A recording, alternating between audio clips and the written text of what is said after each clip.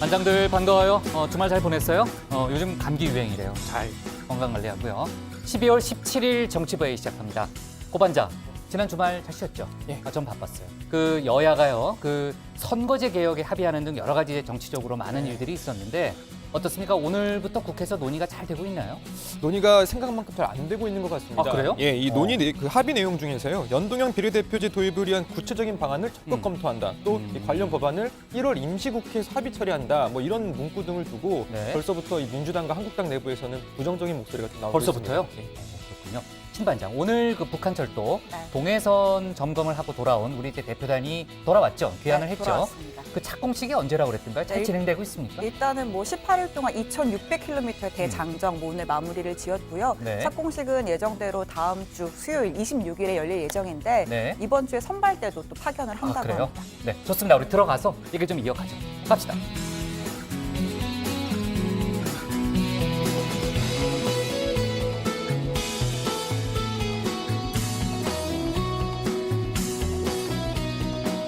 네, 반장들 자리에 앉았으면 정치부회를 시작하죠.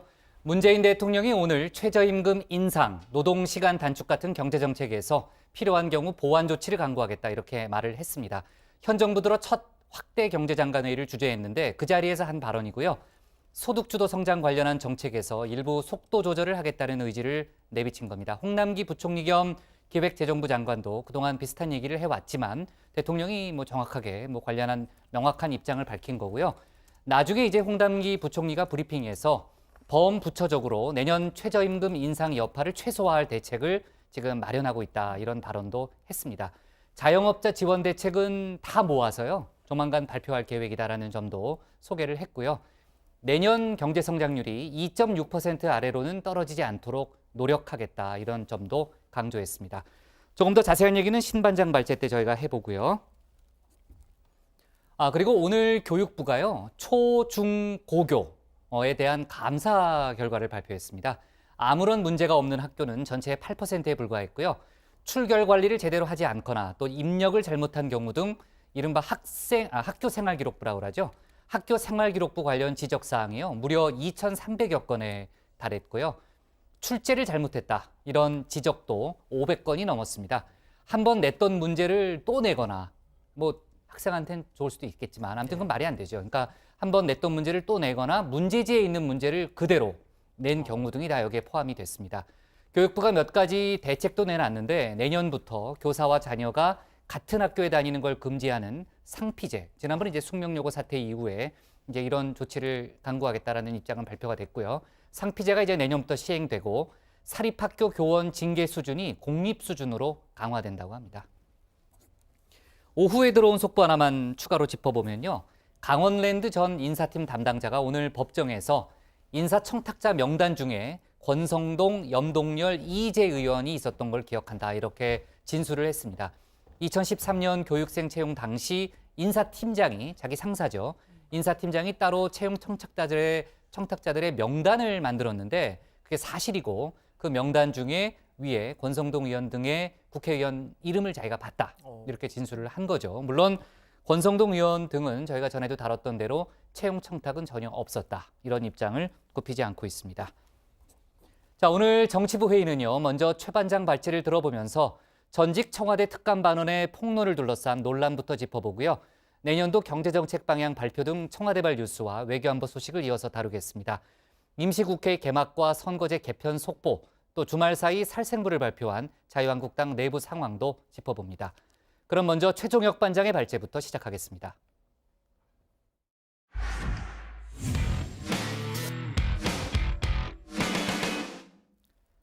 비위 혐의로 검찰로 원대 복귀한 전직 청와대 특감 반원이 잇따라 언론을 통해 폭로성 주장을 내놓고 있습니다. 이에 대해 청와대는 자신의 비위를 덮기 위한 일방적 주장에 불과하고 보안 규정에도 위배되는 만큼 법적 조치를 취하겠다는 입장을 오늘 밝혔습니다. 하지만 야당은 이번 의혹을 국기문란이라 규정하고 청와대를 향해 공세를 펼치고 있죠. 오늘 최 반장 발제에서는 특감반 의혹을 둘러싼 논란을 자세히 다뤄보겠습니다. 네, 각종 비위 혐의가 드러나 청와대 특별감찰반에서 검찰로 쫓겨난 이 김태우 수사관을 둘러싼 논란이 점차 커지고 있습니다. 김 수사관 오늘 조선일보와의 인터뷰에서 나는 이번 정권의 미움을 받아 쫓겨난 희생양이라고 주장을 했습니다.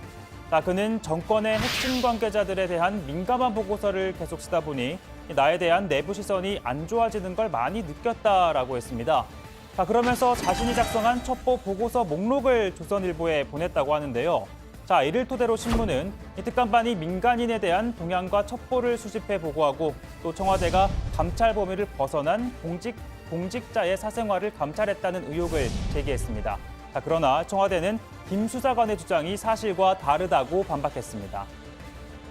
김 수사관의 작성한 검증되지 않은 첩보 보고는 특감반 데스크, 특감반장, 반부패 비서관 등 3단계의 검증 절차를 거쳐 업무 범위에 해당하지 않거나 그 내용의 신빙성이 인정되지 않는 경우 폐기됩니다. 그러니까 이 특감 반원이 수집한 정보들이 중요하고 또 믿을 만한 것인지 또 그리고 본연의 업무에 해당하는지 등을 특감 반장 등이 이렇게 검토를 하고요. 걸러낼 건 걸러낸 뒤에 민정수석에게 최종적으로 보고가 된다는 겁니다. 예를 한번 들어보면요. 이렇게 반장들이 현장에서 취재한 내용을 보고를 하면 먼저 선임인 양 반장이 검토를 합니다. 이 과정에서 정치부 회의와는 전혀 관련이 없는 불순물은 폐기 처분하고 그러니까 소위 킬을 하고요. 다룰 가치가 있는 아이템만 취합해 정식으로 국장에게 보고를 하는 것과 마찬가지라는 겁니다. 청와대는 김 수사관이 자신이 파악한 첩보 내용이 이렇게 몇 단계의 검증 과정을 거친 뒤 민정수석에게 최종 보고된다는 걸 알면서도 허위 주장을 하고 있다고 강조했습니다. 그러면서 김 수사관의 주장을 전한 언론을 향해서도 문제 제기를 하면서 청와대가 할 수 있는 최대한의 법적 조치를 취할 것이라고 밝혔습니다.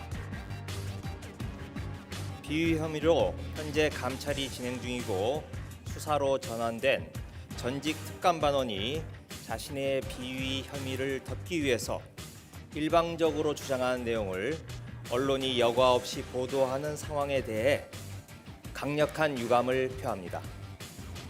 이 김 수사관은 자신이 청와대에서 쫓겨나게 된 발단이 이 우윤근 준 러시아 대사에 대한 첩보 보고서라고 했는데요. 지난해 8월 작성한 보고서에는 이런 내용이 있습니다. 우 대사가 2009년 4월 사업가 장모 씨로부터 조카 취업 청탁과 함께 1,000만 원을 받았다는 의혹, 그리고 2011년부터 12년 사이 김창경 당시 미래저축은행 회장으로부터 1억 원을 받았다라는 의혹이 담겨 있습니다. 그러나 청와대는 그의 주장대로 우 대사 보고서 때문이었다면 작성한 지 1년 2개월이 지나 이제 와서 복귀시킨 건 앞뒤가 안 맞다고 지적했습니다. 게다가 우 대사는 당시 국회 사무총장으로 특별감찰 대상이 아니었기 때문에 감찰하지 않았다라고 밝혔습니다. 다만 인사검증에 참고하도록 민정수석에게는 보고했다고 덧붙였는데요. 그러나 첩보 내용에 대해서는 이미 박근혜 정부 검찰이 수사해 모두 혐의 없음으로 결론난 사안이라고 했습니다. 다만 이 과정에서는 임종석 비서실장의 임직 여부를 두고 말이 엇갈리면서 다소 논란이 일고 있습니다. 임 실장은 보고받은 바 없다라고 했지만 김 수사관은 조국 수석을 통해 임 실장에게 보고됐다는 주장을 펼치고 있습니다. 또 대사 내정 시절 우 대사와 임 실장 간의 통화 내용을 두고서는 임 실장이 알았다, 또 몰랐다는 상반된 얘기가 나오고 있는데요. 다만 정치권에서는 우윤근 대사가 거짓말할 사람이 아니라는 지원군이 나왔습니다. 제가 아는 우윤근 대사는 굉장히 진실성 있는 분입니다. 네네. 또 같은 정치 국회의원을 했기 때문에 그런 불만을 토로했을 거고, 네네. 또 임종석 실장은 실제로 잘 모르니까 그러한 보고를 받은 적 없다라고 한 것이 그렇게 와전되지 않는가, 저는 그렇게 그 두 분의 말씀을 믿습니다. 네네. 그러나 야당은요, 이번 사건이 의혹투성이라면서 공세 수위를 높이고 있습니다. 먼저 자유한국당, 박근혜 정부 당시 청와대 문건 유출 사건에 비유했는데요. 나경원 원내대표는 국기문란 행위로 규정하고 조속히 운영위를 소집해 명명백백하게 사실을 밝힐 것이라고 했습니다. 그리고 바른미래당 김관영 원내대표 역시 특별감찰관이 26개월째 공석인 점을 지적하면서 청와대의 견제장치가 마비됐다고 지적했습니다. 특히 이 나경원 원내대표는 조국 수석을 함께 겨냥하고 있습니다.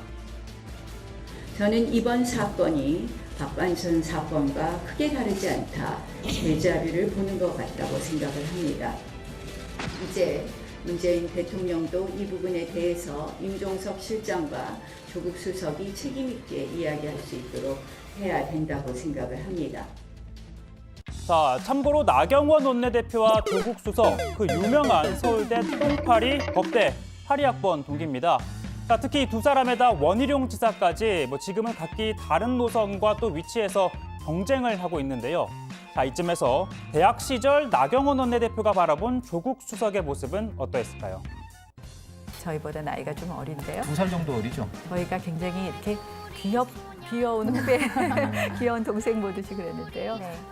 조국 교수가 항상 이렇게 우리 동료들끼리 앉아 있으면 갑자기 저희가 무슨 주제로 이야기를 하든 상관없이 저 멀리서 나타나서 딱 앉자마자 본인 이야기를 막 한 다음에 좀 이따 잘 가 그러고 가요. 그래서 우리가 늘 이 큰 개구리 저기서 나타났다. 지금도 아마 트위터 활동 같은 거 열심히 하는 게 그런 학창 시절의 예전 모습이 자, 네, 오늘 발제는 이렇게 정리해 보도록 하겠습니다. 전 특감반원 잇따른 폭로, 청와대 법적 조치 취할 것입니다. 네, 일단 전직 특감반원의 경우 청와대가 실명을 공개했고요. 또 본인도 특정 언론을 통해서 자신의 주장을 이제 공식적으로 내놓고 있는 만큼 저희도 실명으로 이야기를 하겠습니다. 지금 신문 같은 경우에는 계속해서 이제 조선일보를 통해서 관련한 주장이 나오고 있는데 김태우 수사관이 해당 언론사에 그러니까 자신이 특감반원일 때 작성한 보고서, 그 보고서를 건넸고 이를 토대로 해서 해당 언론에서는 소위 민간인 사찰도 이뤄졌다. 이런 보도를 오늘 아침에 내놨죠. 네, 그렇습니다. 이 김 수사관이 작성해서 상관에게 보고한 것이라고 주장한 목록에는 전직 총리 아들의 개인 사업 현황, 또 이 개헌에 대한 각 부처들의 동향, 민간 은행장 동향 등이 포함돼 있었다고 합니다. 신문은 이 특감반 감찰 대상이 아니고 직무 범위를 벗어나는 것이라고 설명했습니다. 이에 대해 청와대 김의겸 대변인은 민간인에 대한 감찰은 전혀 지시한 적 없다라고 밝혔습니다. 특히 이 같은 부적절한 보고에 대해서는 불순물이라고 표현했는데 불순물은 데스킹을 하며 쳐냈고 업무 영역에 맞는 것만 이첩, 인사검증 활용, 또 자체 감찰 등 3가지로 나눠서 처리했다고 밝혔습니다. 자, 그러면서 본연의 업무 외에 첩보를 가져오는 것에 대해선 반복되지 않도록 엄중하게 경고했다라고 설명했습니다. 네, 근데 양 반장이 반장들 취재한 내용을 많이 걸러요. 뭐 많이 간섭하나요? 아까 최 반장이 그렇게 한 거 보니까 양 반장이 그럴 사람은 아닌데. 당연하죠. 그렇죠. 자율적인 사람이잖아요. 그럼요. 평소에 저 되게 무시하거든요. 그렇죠. 예. 내가 좀 이상해서 그랬어요. 그러니까요. 네. 자, 그나저나 이제 김의겸 대변인의 설명에 따르면요. 해당 신문에서 보도된 조금 전에 이제 고 반장도 얘기했지만 전직 총리 아들이나 민간 은행장에 대한 첩보 내용은 이른바 불순물에 해당되기 때문에 보고 과정에서 걸러냈다. 이게 이제 청와대의 설명이잖아요.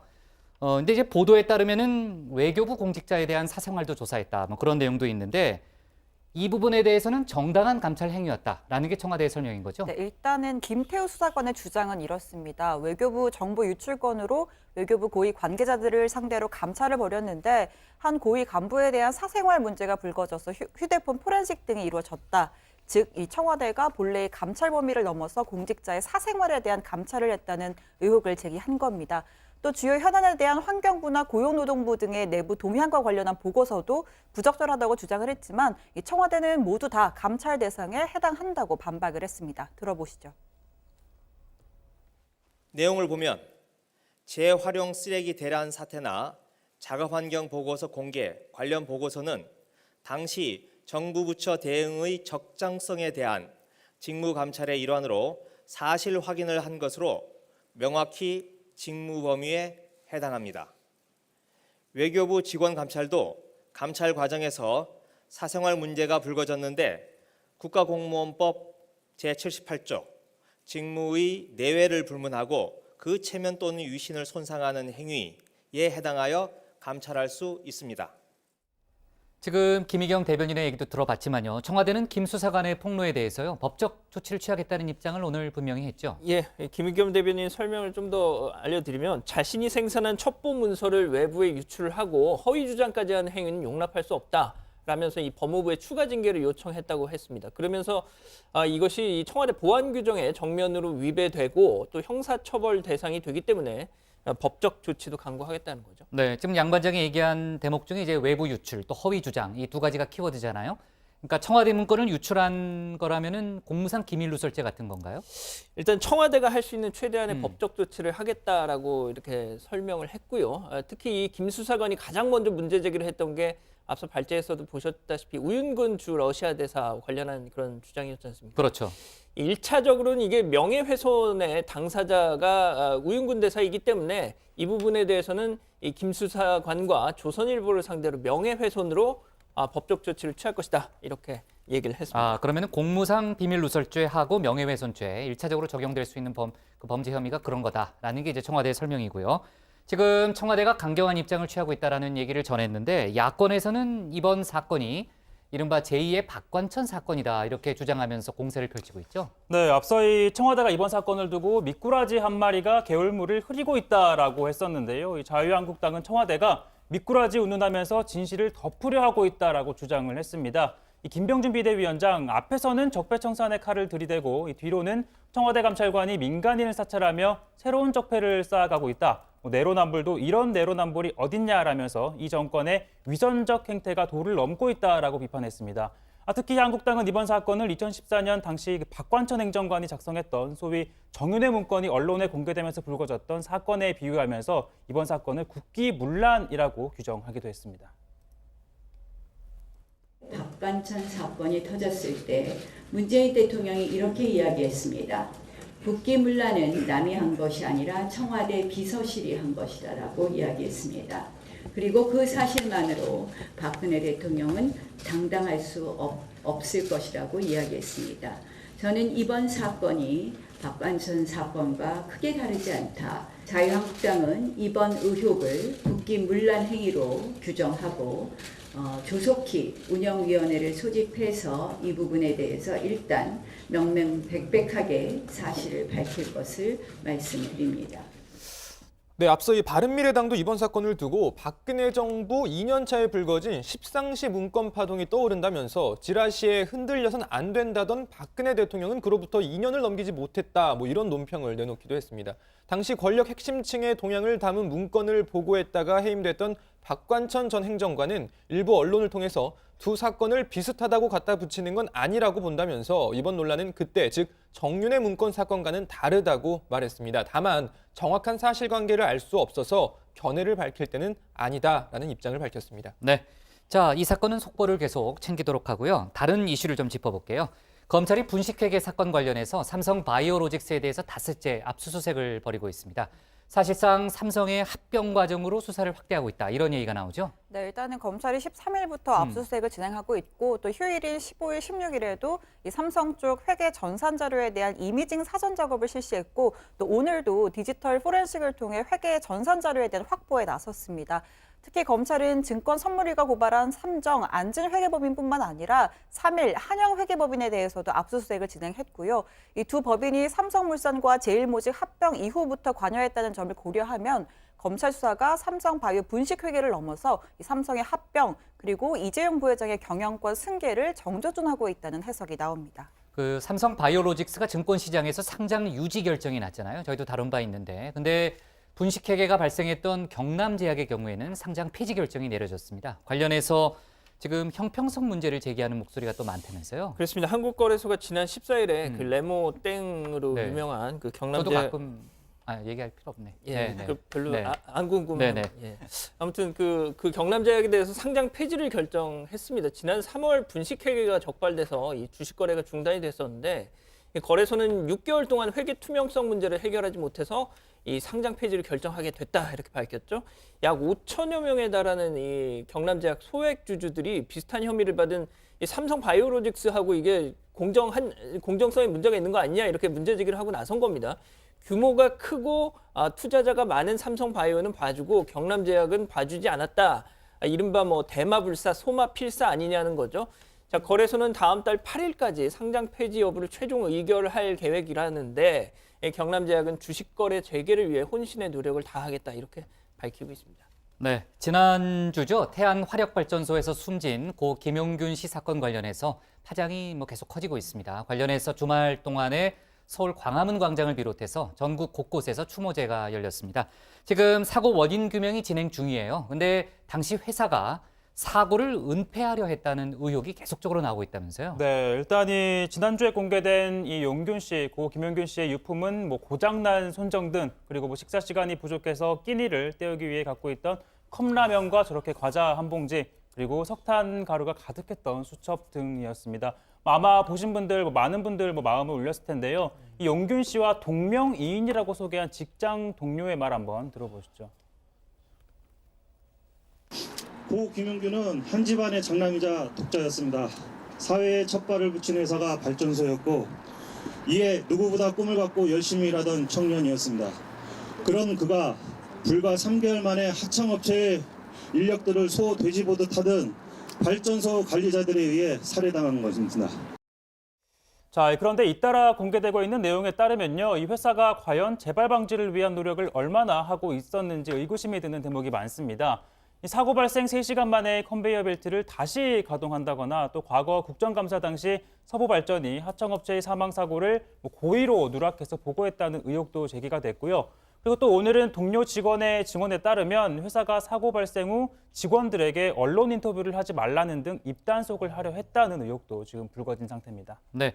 오늘 그 정부에요. 지금 이제 막 들어온 소식을 보니까는 관계부처 합동 대책 발표가 오후에 있었어요. 그 내용을 보니까 석탄 발전소의 경우에는 2인 1조로 근무하고 경력 6개월 미만 직원은 현장 단독 작업을 금지하는 그런 내용 등이 일단 포함이 되어 있습니다. 하지만 좀 늦었죠. 예. 늦었고요. 지금 어렵고 힘든 작업을 하청업체에 떠넘기는 소위 그 위험의 외주화 문제, 뭐 계속해서 지적돼 온 거지만 같은 패턴이 반복되고 있습니다. 너무나 안타까운 일이고요. 오늘 기사는 청와대 특감반 논란으로 시작됐습니다. 전 특감반원 폭로에 청와대 법적 조치 취할 것으로 제목을 잡겠습니다. 다음은 신혜원 반장의 발제를 들어보겠습니다.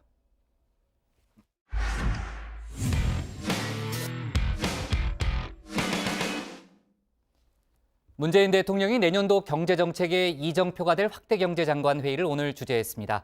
방향은 유지하되 속도는 조절하겠다는 게 핵심이죠.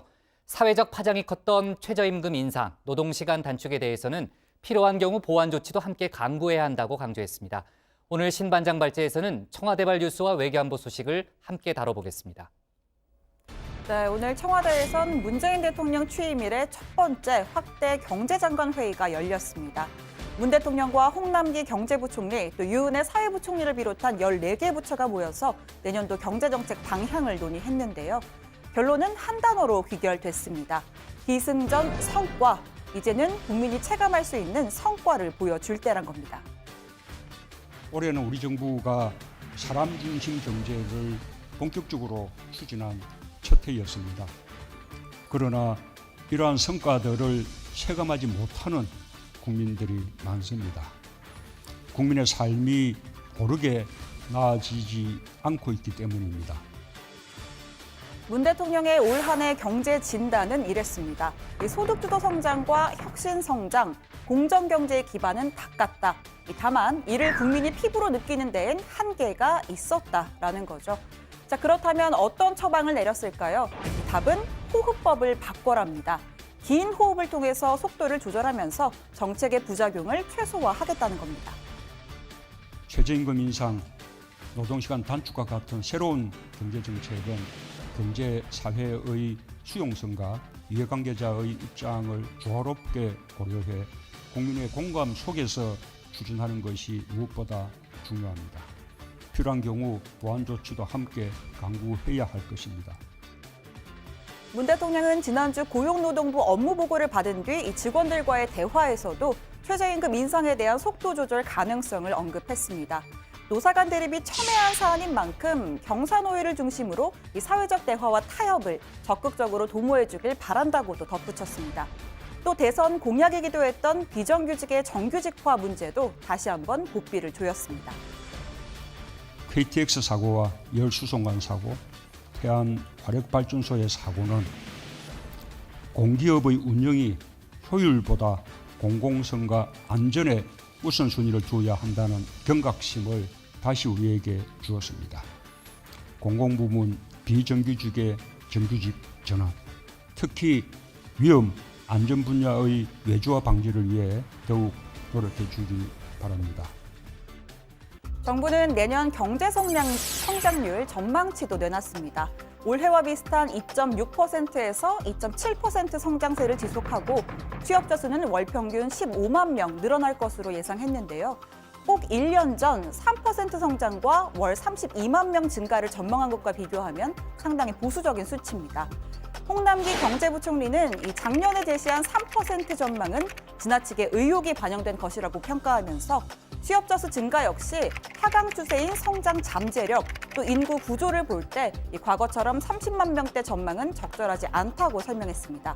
실적의 기대에 미치지 못해서 실망감을 안겨주기보다는 이 시작부터 실현 가능한 목표를 제시하겠다는 뜻으로 풀이됩니다. 자, 속도는 달라졌지만 지향점은 여전히 같습니다. 문 대통령은 이 포용의 가치는 정권이 바뀌어도 바꿀 수 없는 핵심 목표다라고 강조를 했는데요. 이 추진 과정에서 의구심과 논란이 있을 수 있지만 인내심을 갖고 결실을 본다는 자세가 필요하다고도 당부했습니다. 5년 임기 동안 경제를 획기적으로 바꿀 수는 없겠지만 적어도 옳은 방향으로 나아가고 있다는 믿음을 국민에게 줘야 한다는 겁니다. 함께 잘 사는 포용국가에 대한 확신을 가져주길 바랍니다. 반드시 성공할 수 있고 성공해야만 할 일입니다. 우리가 신념을 갖고 추진해야 국민들의 걱정도 줄어들 것입니다. 자, 이번에는 잠시 외교안보 소식으로 넘어가 보겠습니다. 오늘이 12월 17일이죠. 김정은 위원장의 서울 답방 시기를 전망할 때 이 날짜는 아예 후보에서 제외라고 했었던 바로 그 날짜입니다. 이 아버지인 김정일 국방위원장의 7주기이기 때문인데요. 이 북미 협상이 교착 상태인 가운데 모습을 드러내지 않던 김정은 위원장도 2주 만에 금수산 태양궁전 참배 공개 행보에 나섰습니다. 위대한 용도자 김정일 동지에 대한 우리 인민의 순결무구한 충정과 그리움의 마음이 끝없이 달려오는 저체의 최고 성지 금수산 태양궁전은 숭엄한 분위기에 휩싸여 있었습니다. 네, 북한 매체들은 오늘 김정일의 과거 일화 또 업적 등을 집중 보도하면서 이 추모 분위기를 고조시키고 있습니다. 금수산 태양궁전엔 김정일은 물론 이 김일성 주석의 시신도 함께 안치되어 있는데요. 김정은 위원장은 김정일의 일주기 때부터 매해 빠지지 않고 이곳을 참배했습니다. 자, 지금 보시는 게 2012년 일주기 때 모습인데 이 확연히 앳된 얼굴과 지금과는 미묘하게 다른 헤어스타일도 또 눈에 띕니다. 또 일주기 때는 부인 이설주가 상복을 입고 참석했는데 출산이 임박해서 거의 만삭에 가까운 모습을 보여줬습니다. 자, 북미 관련 소식은 들어가서 조금 더 자세히 전해드리고요. 오늘 청와대 발제는 경제로 잡겠습니다. 문 대통령 최저임금 노동시간 단축, 필요시 보완, 성과 체감의 총력전입니다. 보통 대통령이 시정연설 또 중요한 회의에 참석해서 발언을 하면요. 어떤 단어가 몇 번 나왔는지 저희가 체크를 하잖아요. 오늘 보니까 이제 그 확대경제 장관에 의해서 투자라는 단어가 8번 나왔고요. 소득주도 성장이 1번 나왔습니다. 그만큼 투자에 무게가 실렸다. 이렇게 좀 볼 수 있잖아요. 물론 이제 경제정책 기조의 변화가 있는 건 아닙니다. 다만 그 투자를 통해서 경제의 활력을 좀 이끌겠다. 체감할 수 있는 성과를 내겠다. 이런 의지가 그런 단어 사용에 아무래도 좀 상관이 있다. 이렇게 볼 수 있는 거죠. 그렇습니다. 문 대통령의 이번 언급은 이 소득주도 성장 원칙을 지켜나가는 동시에 현재의 엄중한 경제 상황을 고려해서 모든 수단을 동원해 이 경제 활력을 제고해야 한다. 이런 메시지가 담겨 있는 것으로 풀이됩니다. 공공과 민간이 함께 투자를 확대하고 소비 확대를 통해 자영업자와 소상공인의 경영 여건을 개선시켜야 한다라고 강조했는데 특히 정부가 먼저 나서서 기업의 투자 걸림돌을 해소해야 한다고 말했습니다. 직접 들어보시죠. 공공과 민간이 함께 투자를 확대하고 새로운 사업 기회가 많아져 창업 붐이 일어나야 합니다. 정부는 기다리지 말고 먼저 찾아 나서서 기업 투자의 걸림돌을 해소해 주어야 할 것입니다. 포괄적인 규제 혁신뿐만 아니라 투자 금별, 제품별 투자 애로에도 관심을 기울여야 합니다. 네, 특히 오늘 회의 발언 중에서 가장 주목할 만한 대목, 이 최저임금 인상 또 노동시간 단축 등 정부의 핵심 경제정책과 관련해서 필요한 경우 보완 조치도 함께 강구해야 한다고 주문을 한 건데요. 여기서 등장한 단어가 수용성입니다. 새로운 경제 정책은 경제 사회의 수용성과 이해관계자의 입장을 조화롭게 고려해서 국민의 공감 속에서 추진하는 것이 무엇보다 중요하다고 강조했는데요. 사실 최저임금 인상의 경우에는 정책의 방향 자체는 옳지만 현실 사회에서 이를 받아들이는 충격의 정도를 제대로 예측하지 못하는 바람에 부작용이 발생했다라는 분석도 많았습니다. 문 대통령이 이를 직접 거론하면서 보완 조치, 즉 속도 조절을 공식화한 겁니다. 네, 수용성이란 단어는 전에 이제 김동연 전 경제부총리도 썼던 제가 그 기억이 나고요. 회의 마무리 발언에서는 좀 더 직접적으로 언급을 했더라고요. 정책이 적용되는데 시차가 발생하잖아요. 그것을 줄이기 위해서 촘촘한 지원책을 마련해야 되고 깊이 있는 고민이 필요하다 이런 점도 강조를 했습니다. 그리고 오늘 회의에서요, 홍남기 부총리가 성장률 같은 이제 전망치, 수치를 제시했잖아요. 아까 이제 보수적이라는 단어를 썼는데 거기서도 다소 보수적인 전망이다 이런 얘기가 나오죠. 네, 우선 현재 경제 상황 그리고 이 평가부터 시작을 했는데요. 홍남기 부총리, 우리나라는 물론 전 세계가 지금 저출산 양극화에 직면해 있다면서 이 경제 패러다임 전환은 시대적인 요구다. 과거를 답습하는 방식으로는 이 문제가 해결될 수 없다 이렇게 강조를 하면서요. 또 이 고용 분배 같은 민생 어려움이 지속되고 있다는 점, 또 내년도 역시 세계 경제의 성장세가 둔화되고 글로벌 불확실성이 상존하는 등등의 이런 대내외 경제 여건이 여전히 엄중하다 이렇게 설명을 하더라고요. 네, 정부가 지난해 제시했던 올해 경제 성장률 목표치가 3%였는데요. 맞아요. 정부는 내년도 그 목표치를 이보다 낮은 2.6%에서 2.7%로 전망을 했습니다. 이 수치도 올해처럼 하향 조정할 가능성이 있느냐라는 질문에 대해서는 하향 조정할 여지가 있는 단계는 아니다. 당초 전망 성장률이 달성이 되도록 최대한 노력할 것이라고 했는데요. 홍남기 부총리 얘기 한번 들어보시죠. 존경하는 국민 여러분, 정부는 내년도 성장률을 금년과 유사한 2.6 내지 2.7%로 그리고 신규 취업자 증가는 금년보다 5만 명 늘어난 15만 명 수준으로 목표 삼았습니다. 경제 상황이 적어도 금년 수준 이상으로 개선될 수 있도록 최선의 노력을 다하겠습니다. 네, 아까 저희가 이제 태안 화력발전소 얘기도 했지만요. 오늘 경제 이슈 더불어서요. 최근 공기업 산하에서 일어난 여러 사건들에 대해서도 언급이 있었죠. 네, 최근 발생했던 강릉성 KTX 탈선 사고, 그리고 또 열수송관 사고, 그리고 아까 말씀하신 것처럼 하청업체 노동자가 사망한 태안 화력발전소 사고를 일일이 문재인 대통령이 언급을 했는데요. 청와대 고민정 부대변인에 따르면 문재인 대통령 공공기관, 공기업 경영평가에서 이미 사업 성과보다 공공성과 안전을 더 우선해야 한다는 대책을 마련을 했는데 왜 현장에서 그대로 시행되고 있지 않는지를 점검하라라는 지시를 내렸다고 합니다. 또 오후에 주재한 수석 보좌관 회의에서는 태안 화력발전소 사고로 떠난 고 김용균 씨에게 직접 애도의 메시지를 전하기도 했는데요. 그 부분은 직접 한번 들어보시죠.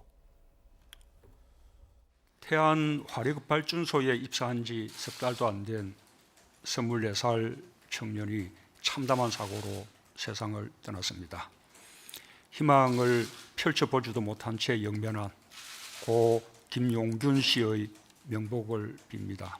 부모님이 사준 새 양복을 입고 웃는 모습, 손팻말을 든 사진, 남겨진 컵라면이 우리 국민 모두의 마음을 아프게 했습니다. 네, 외교안보 이슈로 넘어가 볼게요. 아까 잠깐 사진은 봤는데 김정은 위원장이 아버지인 김정일 국방위원장 7주기를 맞아서 2주 만에 공개 행보에 나섰습니다. 금수산 태양궁전을 참배했죠?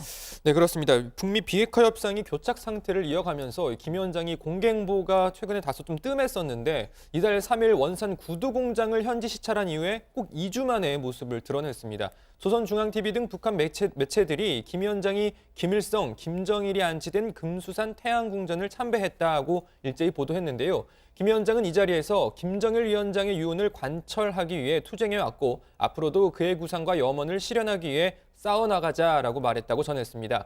북한 매체들은 오늘 김정일 위원장의 과거 일화나 업적 등을 집중 보도하면서 추모 분위기를 고조시키고 있습니다. 네, 이런 가운데 북미 간의 기싸움은 또 계속해서 이어지고 있습니다. 트럼프 대통령이 북미 협상을 서두르지 않겠다라는 입장을 밝힌 이후인 어제 북한은 외무성 관계자의 담화 형식을 빌려서 비핵화의 길이 영원히 막힐 수도 있다라는 다소 수위 높은 메시지를 내놨습니다. 제재 압박과 인권 소동을 통해 핵을 포기하게 할 수 있다는 건 오산이라면서 이 비핵화로 향할 길이 영원히 막히는 것과 같은 누구도 원치 않는 결과가 초래될 수 있다고 주장을 했습니다. 또 북미 사이의 적대 관계가 하루아침에 해소될 수는 없다면서 할 수 있는 것부터 하나씩 단계별로 이 북미 관계를 개선해 나가야 한다고 주장했습니다. 네, 상당히 수위는 높은 발언이네요. 네. 그 북측 동해선 구간 철도 공동조사를 마친 우리 조사단이 오늘 귀환했죠, 양 반장. 그렇습니다. 금강산에서 이 두만강까지 동해선 철도 북측 구간 800km를 공동 조사한 우리 측 조사단은 28명.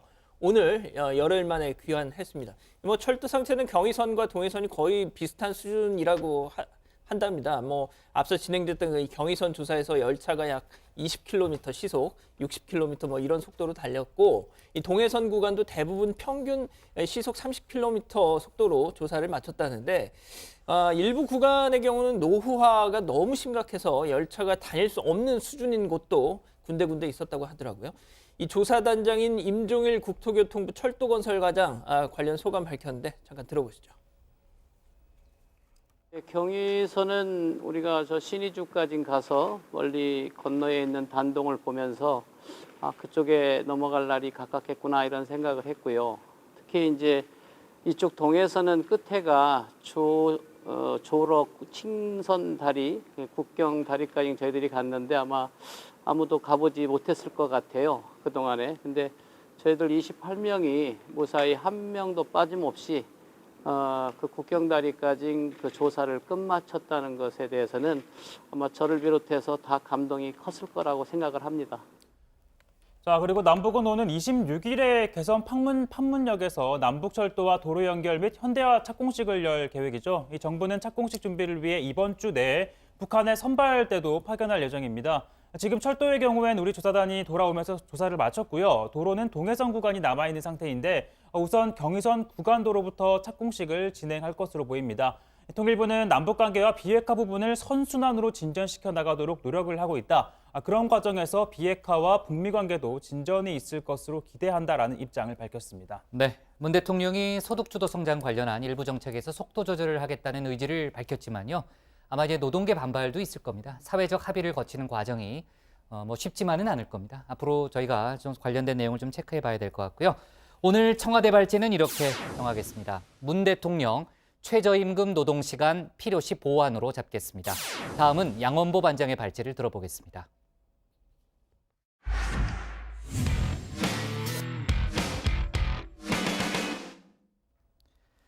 주말에 축구 보신 분들 많을지 모르겠습니다. 우리나라 대표팀 경기도 아니고요. 또 우리 선수가 뛰는 것도 아닌데 베트남 축구팀 결승전을 가슴 졸이면서 지켜본 건 글쎄요, 참 생경한 경험이었다. 이런 얘기들을 많이 하시더라고요.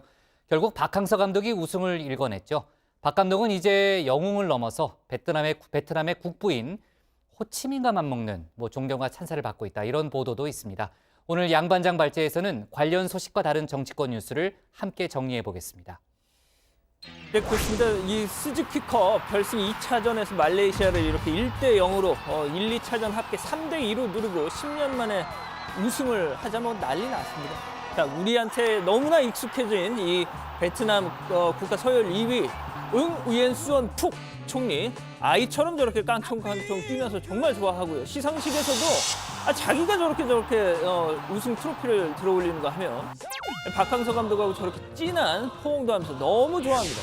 자, 퀸의 We Are the Champion BGM이 깔리는 가운데 박 감독도 저렇게 트로피를 번쩍 지켜 올렸습니다. 자, 방송엔 소개가 되지 않았던 그 우승 직후의 장면도 한번 모아봤습니다. 보시죠. 자, 선수들이 이렇게 어디론가 막 뛰어갑니다. 문 앞에 막 모여드는데 자, 갑자기 문이 쫙 열리고 어디론가 달려가는 취재진도 보이고요. 뭔가 했더니 박항서 감독한테 저렇게 책상을 막 두드리고 물을 뿌리고 막 그럽니다. 자, 다른 앵글로 보시죠. 네, 저 장면이었습니다.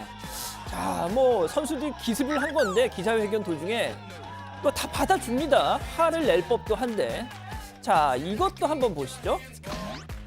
박 감독이 우승컵에 얼굴을 파묻고 뭘 하고 있습니다. 자, 이어서 이영진 코치도 뭔가 막 저 얼굴을 파묻습니다. 뭔가 했더니 그렇습니다. 우승컵 보울에 맥주를 계속 부어가지고 그걸 코치진과 선수단이 돌아가면서 저렇게 마시면서 기념을 하거든요. 이럴 때 뭐 난 더러워서 난 싫어 뭐 이러면 안 되겠죠. 저럴 때. 자, 이제는 밖으로 나가보죠. 뭐 이건 뭐 너무 자주 뭐 보여드려서 익숙한 광경이라서 굳이 설명이 필요 없습니다. 자, 금성, 홍기, 태극기 저렇게 나부끼면서 흔들면서 인도와 차도의 구분이 없는 저런 자축 행사, 식당이고 길거리고 뭐 할 거 없이 폭죽에 홍염에 뭐 지난 1월 그 AFC 23세 이하 대회 준우승 때부터 이랬으니까 베트남은 1년 내내 지금 축구 때문에 이러고 있는 겁니다. 자, 우리 정치권도요. 박항서 감독이 일궈낸 이 업적 찬사 아끼지 않았습니다. 먼저 문재인 대통령 우승 다음 날 SNS에 우리말과 베트남어로 된 이런 축하 메시지를 내놨죠. 자, 베트남 관중들이 베트남 국기와 태극기를 함께 흔드는 모습을 보면서 축구를 통해서 양국이 더욱 가까운 친구가 됐음을 실감했다 했는가 하면 오늘 각 당에서도 이 박 감독의 이 파파 리더십을 배우자 하면서 일제히 찬사를 하더군요. 자, 어제였습니다. 박항서 감독 국내 취재진을 상대로 따로 이렇게 기자회견을 했습니다. 자, 우승 당일 베트남 국민들한테 내 조국 대한민국도 나만큼 좀 사랑해달라. 정말 아주 멋진 말을 했었죠. 자, 그에 대해서 이렇게 부연 설명을 하더군요. 정치적으로나 경제적으로 서로 도움이 된다면 저로서는 정말로 만족스러운 거고 제가 그렇다고 해서 역할을 할 수 있는 그거는 저 축구 말고는 딱히 할 게 없습니다. 자, 그리고 박 감독 이 성공 이후에 이 우승 이후에 여기저기서 뭐 후원금, 포상금 세도하고 있다는 소식 다들 들으셨죠? 그런데 이 박항서 감독이 베트남에만 집이 세 채가 있다. 뭐 이런 보도도 있었는데 본인은 되게 억울해 하더라고요. 이렇게 말이죠. 내가 집이 왜 세 채냐? 1.5채, 1.5채. 과장돼서 요거는 게 많아. 내가 과장되잖아. 대중들은 다 그렇다고 생각할 거야. 그렇죠. 네, 일단 뭐 집 세 채 보유서 이건 사실이 아닌 걸로 좋습니다. 자, 이제 스즈키컵 끝났습니다. 박항서 감독 단 며칠 쉬고 나서 또 곧바로 내년 1월 5일 시작되는 아시안컵 준비를 한다고 하죠. 자, 이란, 이라크, 예멘하고 베트남이 한 조인데 이건 스즈키컵하고는 차원이 다르죠. 쉽지 않을 텐데 특히 이 우리나라 대한민국도 60년 만에 아시안컵 우승에 도전하지 않습니까? 이제 D-19일. 무엇보다 중요한 건요. 이 아시안컵 이게 중요하다는 거죠. 이제 기대해 보겠습니다. 자, 다음 소식 넘어가겠습니다. 자, 지난 주말에 이 자유한국당 현역 의원 21명이 살생부의 이름을 올렸었죠. 자, 복당파에서는 김무성, 권성동, 이은재 의원 등등 9명, 또 당 잔류파에서는 최경환, 김재원, 윤상현 의원 등 12명, 다들 쟁쟁한 사람들 아닙니까? 당초 이 친박, 잔류파 위주로 이렇게 살생부 명단이 나오지 않겠느냐 했는데 의외로 이 비박계, 이 복당파도 여러 이름이 나오면서 친박계 반발이 생각보다 크지 않습니다. 자, 무엇보다 이번 인적 쇄신 실무를 관장했던 당 사무총장 김용태 의원까지 포함이 되면서 이른바 자신이 자신의 목을 쳤다, 셀프 청산이 이루어졌다 이런 평가를 받으면서 당내 반발이 더더욱 잦아드는 모습인데요. 오늘 김병준 비대위원장 이렇게 쐐기를 박았습니다. 그야말로 개파의 시대가 저물고 있다라고 이야기 드릴 수 있습니다. 이번 결정 또한 개파주의와 당이 결별하는 것이라고 이야기 드릴 수 있는데 자, 하지만요, 이번 조치는 당협위원장 퇴출일 뿐이지 내후년 이 총선 공천 탈락을 의미하는 건 아닙니다. 이미 지도부는 향후 1년 동안의 의정 활동 성과에 따라서 언제든지 구제받을 수 있다 이런 희망을 안기기도 했죠. 자, 이런 가운데 이거 시작된 것 같습니다. 바른미래당 엑소더스 이학재 의원 내일 한국당 복당 기자회견을 하겠다 선언을 한 거죠. 지난 주말 열흘 동안의 단식을 마무리하고 겨우 이렇게 몸을 추스렸던 손학규 대표.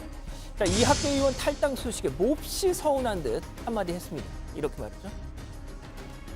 절에서 덮으라고 준 이부자리까지 들고 가는 거는 법에 없죠. 나이 든 사람 설득한다고 될 일도 아니고 앞으로 당의 기강을 잡는 일에 새로운 마음으로 결의를 다지겠습니다. 자, 더군다나 이 자유한국당에서는 유승민 그리고 오신환 의원 이런 바른미래당 의원들 지역구를 지금 비워놓고 시쳇말로 들어와 한다는데 때문에 추가 이탈 가능성 계속 나온다죠. 자, 자세한 얘기는 들어가서 전해드리고 오늘 준비한 소식은 여기까지입니다. 네, 그 결승전이 열렸던 그 경기장 이름이 뭐였더라? 미딩이라 그랬던가요? 미딩 국립경기장을 보니까는 곳곳에 태극기가 보이더라고요. 그 심지어 어떤 선수는 그 태극기를 몸에 두르고 또 세레모니를 하는 그런 장면도 잡혔고, 박항서 감독이 한국 베트남 양국 우호에 큰 역할을 하고 있다. 그렇게 보면 되는 거죠, 신반장? 네, 그렇습니다. 그리고 제가 그 스즈키컵 경기 결과 예상했는데 맞췄는데 언급을 안 해주시네요. 아, 그러네요. 네. 네. 그때 뭐 몇 대 몇이라고 했는데요? 네, 합산 3대1 했는데 3대2니까 뭐 비슷한 거죠. 신반장은 거의 한 95% 이상은 맞춰요. 네. 일단 박항서 감독 이야기 좀 더 전해드리면 대회 우승 상금이 30만 달러, 그러니까 우리 돈으로 약 3억 4천만 원이고 3억 4천만 원? 네, 또 베트남 기업들이 또 따로 이 푸짐한 포상금을 전달하고 있다고 합니다. 그런데 박 감독이 개별적으로 받은 이 10만 달러의 포상금을 베트남의 축구 발전 기금으로 쾌척하기로 해서 더 큰 감동을 낳고 있다고 하는데, 이 베트남의 한 재벌그룹 회장이 베트남 축구협회와 상관없이 내가 박 감독 연봉을 지불하겠다라고 해서 또 화제가 됐고요. 박 감독의 초상화가 경매에 올라갔는데 시작가가 무려 560만 원에 달했다고 합니다. 네, 지금 신반장이 얘기했던 대로 이제 포상금이 쇄도하고 있다 이런 얘기가 들리고, 앞서 잠깐 얘기했지만 이제 아시안컵 베트남이 D조, 우리가 C조잖아요. 그럼 조별 예선을 통과하면은 저희랑 경기를 할 수 있는 거예요? 그러면 다 중요한 사실 하나를 빼먹으셨는데 네. 바로 JTBC가 독점 중계하는 겁니다. 뭘 빼먹어요? 아까 양반장이 강조해서 얘기했는데. 한 번 더 얘기를 그래요? 해도 네. 좋은 거죠. 네. 이제 정확히 19일이 남았습니다. 그런데 대한민국 정말 뭐 아시안컵하고는 이상하게도 인연이 없었는데 이번 대회는 정말 60년 만에 우승을 노리고 있습니다. 뭐 라인업만 봐도 손흥민, 황의조 그리고 고석승은 뭐 열심히 응원을 하겠죠, 여기서. 네, 어쨌든 아까 국장이 말씀한 거에 대해 좀 답을 해보면 베트남이 조 2위 그리고 한국이 조 1위 또는 베트남이 1위 반대로 한국이 2위로 조별리그를 통과하면 16강전에서 만납니다. 또 나란히 16강전에서 나란히 승리를 하면 베트남과 한국은 8강전에서 만나게 되고요. 베트남이 이란, 이라크, 예멘과 안조인데 전문가들은 이라크와 2위 자리를 놓고 격돌하지 않겠느냐라고 전망을 하더라고요. 그럼 우리나라는 어떻게 돼요? 지금 우리나라는 중국, 또 키르기스스탄, 필리핀이랑 한 조인데요. 뭐 방심은 금물입니다만 현재 이 구성을 보면 무난하게 조 1위를 해서 아마 그래요? 16강 올라가지 않을까 싶습니다. 방송 시간은 어떻게 돼요? 뭐 정치 보행이나 뉴스룸하고 혹시 겹치거나 그러진 않아요? 정말 너무 안타깝게도 네. 겹치지 않더라고요. 안타까운 얼굴이 아닌데? 네, 좋아요. 네. 뭐 잘 된 거 아니에요? 예? 아니에요? 아랍에미리트로 직관 좀 가려고 했는데 아무튼 그 지금 시간을 보니까요. 일단 1차전은 이 필리핀 경기인데요. 1월 7일 월요일 우리 시간으로 밤 10시 30분에 열리게 되고요. 2차전 또 키르기스스탄 경기는 새벽 1시, 3차전 중국전은 밤 10시 30분. 대부분 야간에 그 시간 언저리에 열리더라고요. 네, 좋습니다. 자, 기대를 해보고요. 자유한국당 얘기로 넘어갈게요. 지난 금요일까지만 해도 혹시 연기될 수도 있다 이런 얘기를 저희가 했잖아요. 근데 토요일 그 이른바 살생부 발표를 기습적으로 했습니다. 현역 의원 21명이 당협위원장에서 뭐 속된 말로 잘렸다 이렇게 볼 수 있는데 생각보다 후폭풍이 적은 거 아니에요? 그렇습니다. 뭐 그 지금 후폭풍이 적은 이유에 대해서 여러 가지 지금 얘기들이 말이에요. 나오고 있는데요. 예. 일단 이제 이 조직 강화 특위 아마 제가 앞서 뭐 발제 때도 얘기를 드렸지만 조직 강화 특위 위원장이자 당 사무총장인 김용태 의원이 이번 쇄신 대상에 포함이 됐다는 게 상당히 크다는 거죠. 자신이 자신의 목을 잘랐다. 시쳇말로요. 셀프 청산이란 말까지 나오는데 김용태 총장 오늘 이 비대위 회의장에도 나오지 않았습니다. 김용태 총장은 주변에 뭐 이런 말을 했다고 하더라고요. 내가 이 직을 유지하면서 동료들한테 칼을 댈 수 있겠느냐? 나를 먼저 쳐달라. 뭐 이런 얘기를 했다고 합니다. 뭐 이러니까 그 이번 21명의 의원들이 불만이 있어도 항의할 명분이 크지 않다라는 거겠죠. 네, 그러니까 이제 정리를 이제 천명한 그런 현역 의원이 21명이잖아요. 근데 당초 조강특위가 생각했던 그 명단은 21명이 넘는다는 얘기도 있더라고요. 네, 이 지난 토요일에 조강특위가 쇄신 명단을 비대위에 보고하는 과정에서 나경원 원내대표가 숫자가 너무 많으면 대여 투쟁력이 약화될 수 있다. 뭐 이런 우려를 표시하면서 숫자가 조금 줄어들었다는 겁니다. 뭐 일각에서는 당초에 한 38명 정도가 됐다는 얘기도 나오더라고요. 그러니까 후폭풍이 생각보단 적다라는 얘기를 조금 전에 양 반장이랑 했지만은 반발이 없는 건 아니잖아요. 그렇다고. 네, 그렇습니다. 뭐 친박계인 곽상도 의원이 SNS에 글을 올렸는데 납득할 만한 기준이나 원칙이 있어야 하는데 전 정부의 초대 민정수석을 역임했다는 이유만으로 불공정하게 자격을 박탈당했다. 뭐 이렇게 발끈했더라고요. 그런데 이 정작 의원들은 좀 느긋한 표정인데요. 왜냐하면 진짜 승부는 2020년 총선 공천이라는 거죠. 또 어차피 내년 2월에 이 새 지도부가 들어서면 얼마든지 또 기조가 달라질 수 있다는 생각도 하고 있는 것 같습니다. 또 사실 임기가 2달도 남지 않은 현 지도부와 각을 세우면서 힘을 뺄 필요도 없다는 건데요. 그리고 또 1년 동안 의정 활동을 열심히 하면 뭐 얼마든지 구제할 수 있다는 단서가 달린 만큼 뭐 이번 조치가 대세에 큰 지장을 주는 건 아니라는 입장인 겁니다. 네, 그러니까 공천 배제까지는 이번에 포함이 안 됐으니까 그런 여지가 남아있다라는 생각을 하는군요. 아까 양 반장이 얘기했지만 바른미래당 이학재 의원 예고한 대로 탈당 및 한국당 복당을 결행합니다. 추가 탈당까지 예고하고 있다면서요? 그렇습니다. 내일 기자회견을 예고하면서 나의 탈당이 보수 대통합의 시작으로 보면 된다라고 말했습니다. 추가 탈당이 계속 있을 거란 이야기인데 추가 탈당의 규모가 몇 명이냐 이렇게 질문을 하니까 3, 4명 정도 될 수 있고 더 될 수도 있다. 뭐 이렇게 시간이 갈수록 규모가 더 커질 수 있다라고 얘기했습니다. 관심은 이제 유승민 전 대표의 한국당 복당 가능성인데 한국당이 유 전 대표의 지역구인 대구 동을을 당협위원장 일반 공모 대상 지역으로 발표했습니다. 그러니까 비워놨다는 겁니다. 자, 그런데 재미있는 건 서울 서초갑 이혜훈 의원 또 서울 중 성동을 지상욱 의원 지역구는 당협위원장을 선정했다는 겁니다. 결국 선별해서 받겠다는 거 아니냐 뭐 이런 이야기도 나오더라고요. 바른미래당 쪽에서는 당연히 좋은 소리가 안 나오겠네요. 그렇습니다. 일단 이학재 의원이 이 박근혜 전 대통령 당대표 시절 비서실장을 했었지 않습니까? 맞아요. 예, 그러다가 이제 탄핵 때 바른정당 창당 대열에 합류했다가 다시 이번에 한국당 복당을 선언한 건데 그러니까 뭐 당장 바른미래당에서는 개인의 안위만 챙기는 가벼운 처신이다. 뭐 이런 비판이 있고요. 하태경 최고위원 같은 경우는 아예 박근혜 전 대통령 탄핵에 대한 입장이 바뀐 건지 탄핵에 대해서 반성문을 쓰고 돌아가는 것인지에 대해서 명확한 입장을 내놔라. 뭐 이렇게 요구를 하더라고요. 네, 아까 이제 손학규 대표가 2부 자리까지 가져간다 이런 표현을 썼는데 이학재 의원이 국회 정보위원장을 맡고 있잖아요. 이게 이제 바른미래당 몫으로 받은 상임위원장인데 이걸 갖고 간다고 해서 바른미래당 쪽에서는 더 화가 난 그런 표정이라고 합니다.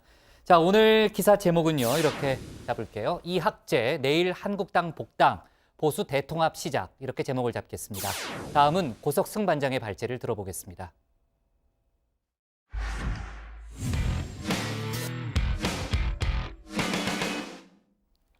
지난 주말 여야가 극적으로 임시국회 논의 의제와 선거제도 개편 관련 합의안을 내놨습니다. 핵심 쟁점이던 연동형 비례대표제에 대해서는 도입을 위한 구체적인 방안을 적극 검토하기로 합의했죠. 하지만 하루도 안 돼서 여야 모두 서로 다른 해석을 내놓으면서 논란의 불씨가 여전한 상황입니다. 오늘 고 반장 발제에서는 하루 동안 벌어진 국회 상황을 자세히 짚어보겠습니다. 연동형 비례대표제 도입을 위한 구체적 방안을 적극 검토한다. 비례대표 확대 및 비례 지역구 의석 비율, 의원 정수, 지역구 의원 선출 방식 등에 대하여 정개특위의 합의에 따른다. 석패율제 등 지역구도 완화를 위한 제도 도입을 적극 검토한다. 네, 지난 토요일 여야 5당 원내대표가 모여서 깜짝 합의안을 내놨습니다. 국회 정치개혁특별위원회 활동 기간도 연장하고 선거제도 개편 관련 법안 1월 임시국회에서 합의 처리하기로 했습니다. 열흘째 단식 농성 이어가던 손학규 바른미래당 대표와 이정미 정의당 대표도 단식 중단했습니다. 문재인 대통령과 여야 5당은 연동형 비례대표제를 위한 선거제도 개혁에 크게 합의를 이루었음을 국민 여러분과 당원 동지 여러분께 알려드립니다. 제가 단식하면서 가장 든든했던 것은 고령에 또 불구하고 단식을 결의하신 손학규 대표님이 계셨기 때문입니다. 항상 옆에 있으면서 존경과 감사의 마음을 가져왔습니다. 자, 언뜻 보면 야 3당이 그토록 바라던 연동형 비례대표제도 하고 의원 수도 확대하고 자 땅땅땅 다 합의한 것 같은데 그게 아니었습니다. 오늘 각 당 아침 회의에서 이런 입장이 나왔습니다. 적극적으로 열린 자세로 검토하겠다는 검토의 합의에 불과합니다. 어떠한 선거구제에 관해서 동의해 준 적이 없다는 말씀을 다시 한번 명백히 드립니다. 그럼에도 일부 정치권에서 마치 연동형 비례대표제 도입을 기정사실화하는 것은 명백한 사실을 호도하는 부분이라는 것을 말씀드리면서 심각한 유감을 표시합니다. 꼭 유념해야 할 것은 선거제도 개편의 주체는 정당이 아니라 국민이라는 것, 그리고 선거제도 개편의 기준은 정당의 이해가 아니라 국민의 선택이어야 한다는 것입니다. 비례대표를 대폭 확대했을 경우 각 당의 비례대표 후보를 어떻게 선정하느냐 하는 그 과정에 대해서도 국민들은 많은 우려를 제기하고 있습니다. 자, 여야의 합의문을 다시 자세히 보니까 그렇습니다. 연동형 비례대표제 도입을 위한 구체적인 방안을 적극 검토한다. 도입한다가 아닌 검토한답니다. 자, 의원수 문제도 검토, 정개특위에서 논의한다. 그러니까 합의를 하긴 했는데 검토한다는 합의일 뿐 바로 도입한다고는 안 했다는 거죠. 자, 민주당이나 한국당 입장에서는 당내 반발 여론을 감안한 보육지책 합의 문구였던 건데 검토한다 수준의 합의임에도 반발 곧바로 나왔습니다. 자, 국회 정개특위 민주당 간사인 김종민 의원 페이스북에 이렇게 글 남겼습니다. 더구나 12월까지 정개특위에서 합의안을 만들자는 것은 졸속 합의를 하자는 말과 다르지 않습니다. 이런 식의 비민주적 자세는 오히려 선거제도 개혁에 방해가 될 뿐입니다. 대표 간 정치 협상만으로 선거제도 개혁은 불가능합니다. 삼김시대나 가능한 낡은 발상입니다. 한국당 간사인 정유섭 의원도 페이스북에 입장을 밝혔습니다. 연동형 비례대표제는 비례 늘리고 국회의원 늘려서 선거 전략적으로 자기 정파에 유리한 선거제도를 만들려는 특정 정파의 무리한 주장이라고 생각합니다. 절대 국민들의 동의를 구할 수 없습니다. 자, 연동형 비례대표제를 포함한 선거제도 개편안 논의해야 할 국회 정개특위 거대 양당 간사의 이 같은 입장에 야 3당 발끈하고 나섰습니다. 모든 안건에 대해서 의원 모두의 동의를 먼저 얻고 진행하는 것이 맞습니까? 1월 임시국회에서 합의 처리하기로 한 것은 5당 합의 내용입니다. 집권 정당 특위 간사가 삼김시대 운운하며 죄를 뿌리는 발언을 내놓은 것에 대해서 아연질색했습니다. 각 정당들이 책임감을 갖고 논의에 임해 주실 것으로 믿습니다. 자, 연동형 비례대표제 어떤 제도인지는 대략 설명을 드린 바 있는데요. 제 선거제도 설명이 나름 괜찮았는지 얼마 전에 이렇게 썰전에 나오더라고요. 무려 15초나 나왔습니다. 나중에 한 번 스튜디오로 불러서 말씀을 이렇게 드리는 것도 좋을 것 같습니다. 아무튼 이번에는 썰전 이철희 의원의 설명으로 연동형 비례대표제 한 번 더 정리해 보시죠. 연동형이라는 건 뭐냐면 정당 득표를 가지고 전체 석수를 결정을 합니다. 300석 중에 내가 만약에 30% 받았다. 이 당이 갖는 의석은 90석이에요. 그런데 지역구부터 먼저 카운트를 해요. 지역구에서 이 정당이 80석을 얻었다 그러면 10석만 주고 90석을 지역구에서 다 얻었다 그러면 하나도 안 주고 이렇게 하는 게 연동형이라는 건데 자, 여야 각당 일각에서는 연동형 비례대표제를 놓고 서로 밥그릇 챙기기다, 기득권 챙기기다 비판 목소리 나오고 있습니다. 그럼 유불리 한번 따져볼까요? 자, 참고삼아 단순하게 계산해보죠. 지난 20대 총선이 만약 이 초과 의석을 인정하는 완전 연동형 비례대표제로 치러졌다면 의석수 어떻게 달라졌을까요? 자, 일단 민주당과 새누리당, 국민의당, 정의당 각각 지역구 의석 포함해서 123석, 122석, 38석, 6석 차지했습니다. 그런데 당시 정당 득표율로 보면 민주당과 새누리당은 지역구에서 이미 정당 득표율을 넘어서는 의석을 차지했기 때문에 비례대표에서 추가 의석 가져갈 수 없고 지역구 의석만 남게 됩니다. 반면 국민의당은 단순 계산하면 정당 득표율이 26.7%였기 때문에 최대 80석 정도를 확보할 수 있게 됩니다. 정당 득표율 7.23%였던 정의당도 22석 정도를 가져가게 돼서 원내 교섭단체 구성할 수 있게 됩니다. 물론 예시입니다. 현재 정당 지지율과도 차이가 있고 의원 정수 확대 여부, 지역구 비례대표 비율, 초과 의석제 도입 문제 등 여러 변수가 있기 때문에 이건 참고 삼아 보시면 될 것 같습니다. 자, 어쨌든 각 당이 연동형 비례대표제를 놓고 삿바 싸움하는 이유 여러 가지가 있지만 바로 이것도 중요한 배경 중 하나인 건 분명합니다. 자, 좀 더 자세한 이야기는 들어가서 해보겠습니다. 오늘 발제 이렇게 정리합니다. 여야 합의 하루 만에 합의문 해석 놓고 갑론을박. 네, 고반장 프레젠테이션 하는 게 썰전에 나왔군요. 전 못 봤어요, 그거는. 저도 못 봤습니다. 알았어요. 네. 썰전을 자, 지난 토요일 여야 합의 과정부터 정리를 좀 해볼게요. 이 과정에서요, 전격적인 합의였는데 문재인 대통령까지 나섰죠. 그렇습니다. 지난주 금요일 오후 여야 원내대표들 회동이 끝나고 난 뒤에 문희상 국회의장이 청와대로 가서 문재인 대통령 만났습니다. 문 대통령과 문희상 의장 국회 상황, 향후 전국 전망 놓고 허심탄회하게 의견 교환했다고 하네요. 문 대통령이 이 자리에서 국회가 선거제도 개편에 합의를 한다면 지지하겠다 이런 뜻을 밝혔습니다. 또 단식 중이던 야당 대표들 건강을 걱정하면서 이 큰 틀의 합의로 단식을 풀고 구체적인 방안을 협의하는데 노력해달라 이렇게 말한 걸로도 전해졌는데요.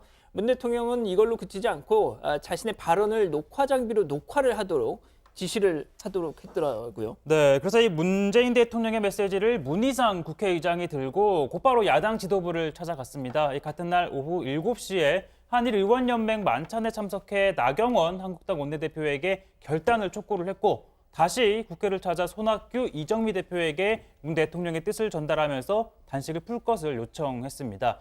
그리고 다음 날인 토요일 문재인 대통령이 한 번 더 힘을 보탰죠. 임종석 비서실장을 국회로 보내 국회가 비례성 강화를 위한 합의안을 도출하면 지지하겠다라는 뜻을 재차 밝힌 겁니다.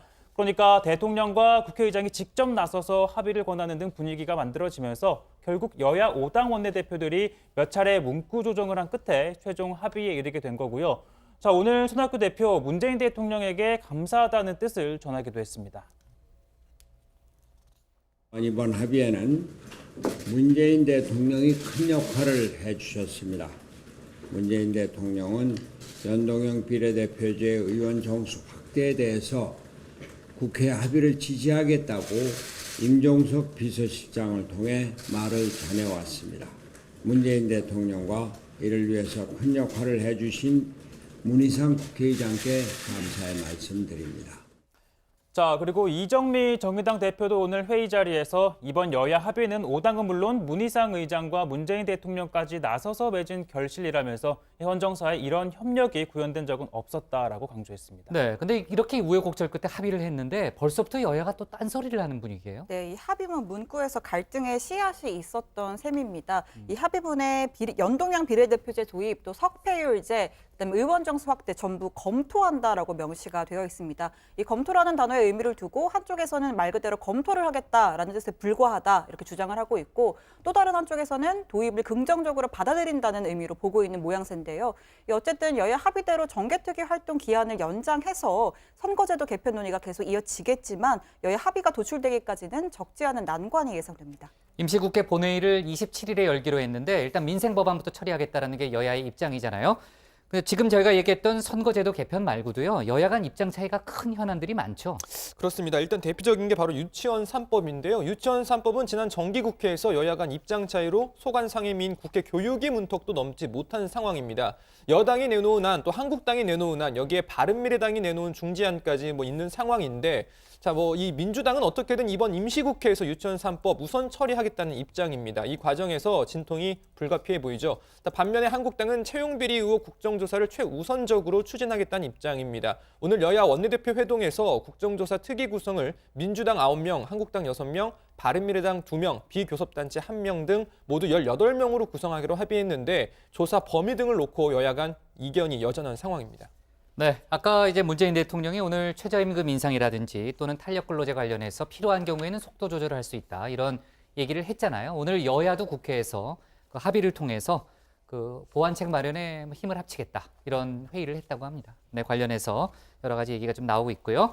오늘 기사 제목은 이렇게 정하겠습니다. 여야 27일 본회의 열기로 현안별 이견 팽팽으로 제목을 잡겠습니다.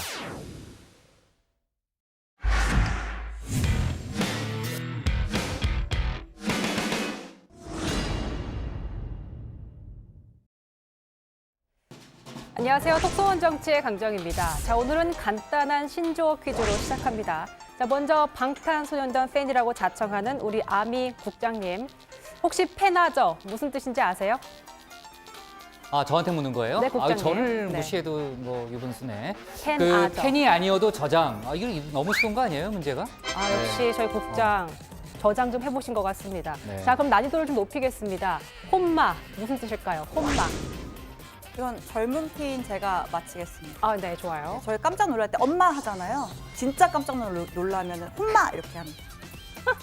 뭐냐고요, 혼마. 농담이고 네. 이게 홈페이지 마스터를 줄여서 혼마라고 하는데 웃겨요? 본인 얘기하는 네. 네. 네, 이 아이돌 사진을 같은데? 올리는 네. 네. 그 팬사이트 주인장을 의미합니다. 아, 그렇군요. 다정의 멤버들 정말 너무 쉬운 문제였던 것 같습니다. 똑똑해요. 자, 아무튼 이런 신조어들까지 생길 정도로 아이돌 팬덤의 영향력은 어마어마합니다. 그런데 일부 극성 팬들의 경우에 그 정도가 지나쳐서 불법의 경계까지 오가는데요. 자, 지난 15일 홍콩 국제공항에서 인천공항으로 출발 예정이었던 대한항공 비행기 안에서 중국인 승객 3명과 홍콩인 승객 1명이 갑자기 내리겠다고 했습니다. 알고 보니 이들은 워너원의 극성 팬들이었는데 워너원을 가까이 보기 위해서 퍼스트 클래스, 비즈니스석, 이코노미석을 각각 예매했다가 비행기에 타고 소기의 목적을 달성한 뒤에 출발 전에 내리겠다고 억지를 부린 겁니다. 자, 승객이 1명이라도 내리게 되면 다른 승객들도 모두 비행기에서 내린 후에 보안 점검을 받아야 한다고 합니다. 항공기에 폭발물을 남겨둘 수 있기 때문이죠. 자, 이 때문에 승객 360여 명 전원이 보안 검색을 다시 받고 다시 탑승하느라 출발이 1시간 지연됐습니다. 자, 문제는 이런 일이 종종 벌어지고 있다는 겁니다. 극성 팬들은 주로 등급이 높은 항공권을 사는 경우가 많은데요. 환불 수수료가 거의 없기 때문입니다. 우리나라에서도 극성 팬이 아이돌과 같은 비행기표를 구입하고 같이 타거나 혹은 타진 않고 환불하기도 한다고 합니다. 심지어 일부는 사진기를 들고 연예인과 같은 비행기를 탑니다. 확인된 사람만 10명이 넘습니다. 나머지 사람들은 표를 반환하고 돌아갑니다. 인기 아이돌이 공항에 온다는 정보만 떴다 하면 공항은 이들 사진을 찍으려는 팬들로 발 디딜 틈 없이 붐빕니다. 대부분 이렇게 고가로 보이는 카메라 장비를 들고 있는데요. 경호원들도 힘듭니다. 아, 잠깐만요. 잠깐.